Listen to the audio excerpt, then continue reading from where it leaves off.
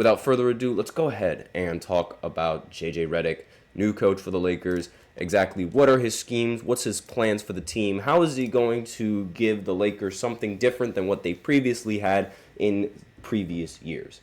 So I'm looking at this article right now, and Redick seemed to be the Lakers' target throughout their process, and now they must hope that he can deliver as the team is desperate to win another title with LeBron James.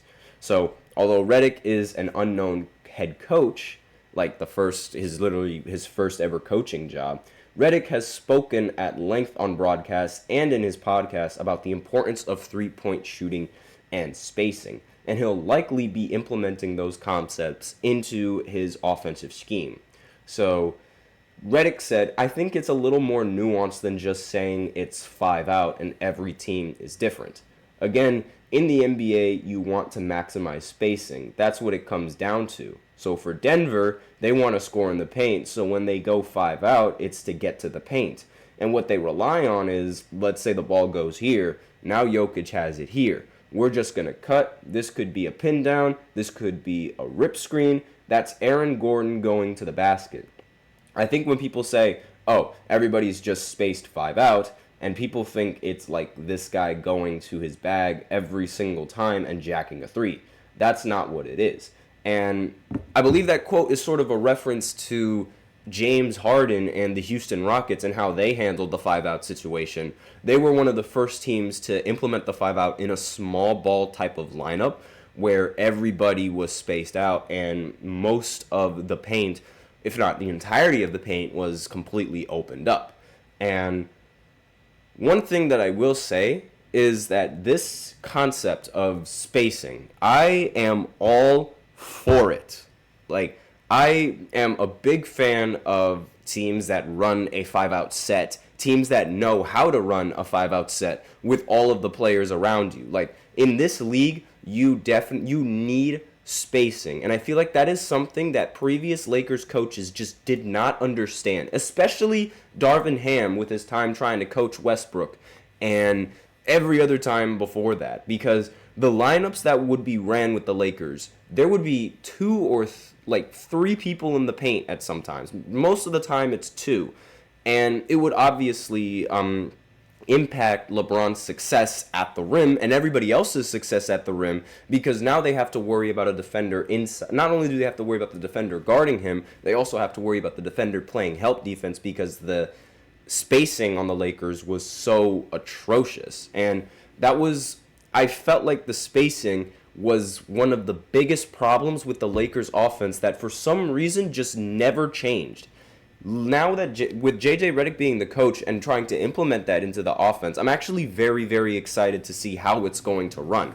Now, I personally, it depends, how the 5-out is run. Because if you are relying on just one player or just 2 players, like JJ Redick said, to get in their bag and chuck up a 3 or take a shot, I don't think that's winning basketball. But if you implement that spacing and create plays for other players to run, like how the Denver Nuggets do with Aaron Gordon on a back door, which is very, very difficult to guard, I feel like that when you implement that into your offense, you unlock so many things. And that's one of the more underrated things about 5-out. It's just the amount of open looks that you're actually able to get.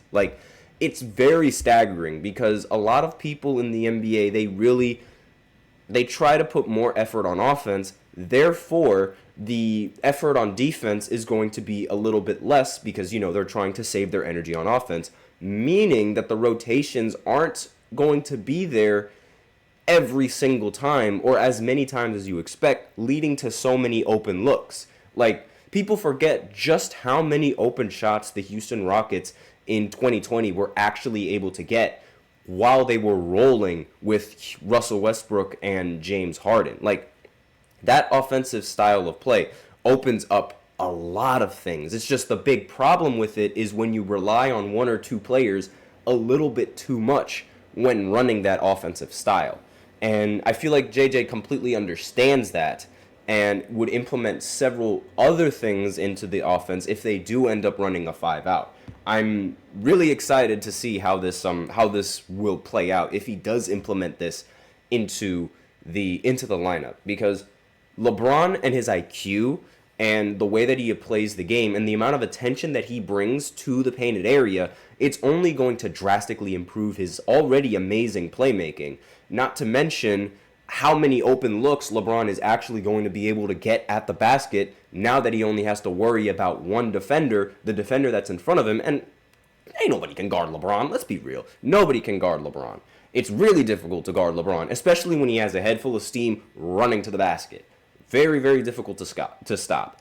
And it's not like obviously it's not like that's the only nuance in his game. He can go into the post and do exactly what Jokic is doing in the post. Like, we see Jokic post up, and when he's posted up, he puts the ball really high in the sky and he looks around and he surveys the floor. Eventually, somebody is going to be open, whether it be Aaron Gordon coming in off of a cut, he can lob it up. But when Aaron Gordon comes on the cut, there's also a chance that the corner defender is going to come down and stop him from cutting, which enables Jokic to make that pass into the corner.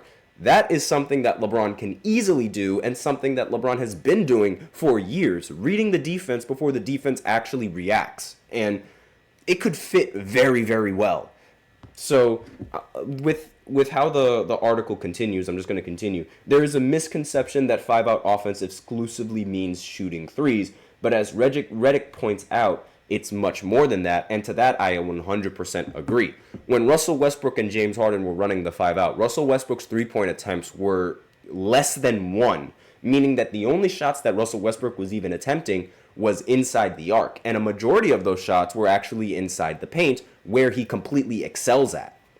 And because of that, spacing is what enabled him to be able to get to the paint so easily. Because of that, defenses have tried to respond to that sort of style by putting the center on Russell Westbrook, since Russell Westbrook isn't that much of a shooter. And to that, I'm saying that's an open shot that any other player can probably hit. So it's going to be much more difficult to be able to guard that if it was somebody else maybe running it. And even then, when Russ was running that 5-out, he was averaging 34 points per game, which is incredible for, like, at least, in the span when PJ Tucker was the center and not Clint Capella.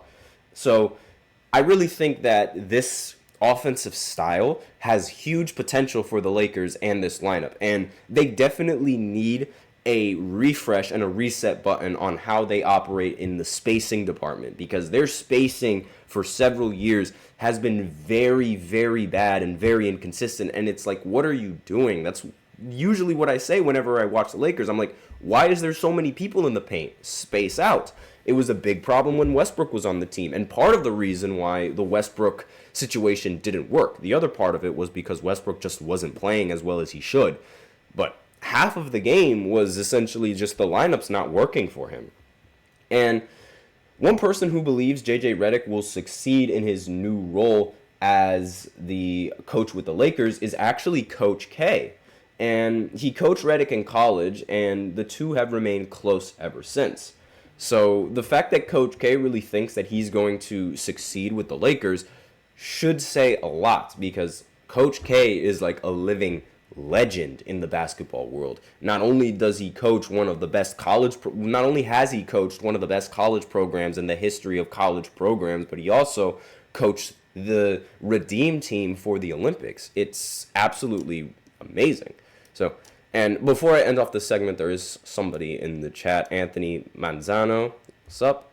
So I'm just going to go ahead and read off this question. There was an article recently written by someone on Bleacher Report talking about who would make sense to trade for Jimmy Butler from Miami, which I don't think happens.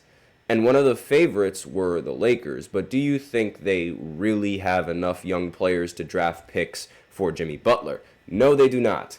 This happens every single time with the Lakers. It's a cycle that starts from the beginning of the free agency all the way up to the trade deadline. They always think that they have enough to get this. They always want to get that, but it never, ever happens. There were reports that the Lakers were going to get Kyrie. There were reports that they were going to get Kawhi. There were reports that they were going to get all of these players, and none of that happened. This is just a Lakers cycle. No, Jimmy Butler's not going to the Lakers. He has a better chance of going to Golden State than he does going to the Lakers. So I think that's just I honestly think that's complete blasphemy. And they do not have enough picks for Jimmy Butler. They don't even have enough pieces to want to trade Jimmy Butler. And I don't even think Miami is going to want to even consider that offer. So that's all that I have on that, though, and that's all that I have on this segment. So now I'm going to go ahead and go into the third segment where I talk about players on each team that have the most to prove.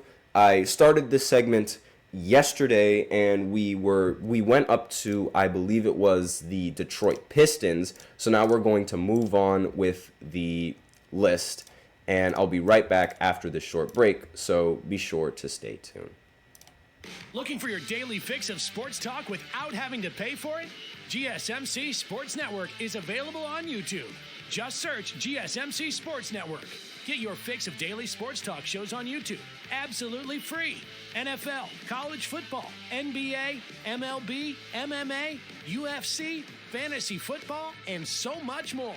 GSMC Sports Network has shows running all day long, with new sports shows starting every 2 hours. Just like on your favorite cable sports channel, except GSMC Sports Network is absolutely free. Just search GSMC Sports Network on YouTube to catch one of your new favorite shows, like the GSMC College Football Podcast, Chip Shot Football Podcast, Hoops and Heels Women's Sports Podcast, GSMC Basketball Podcast, and so many more. Check it out for yourself. GSMC Sports Network, now available on YouTube absolutely free. Search GSMC Sports Network on YouTube right now.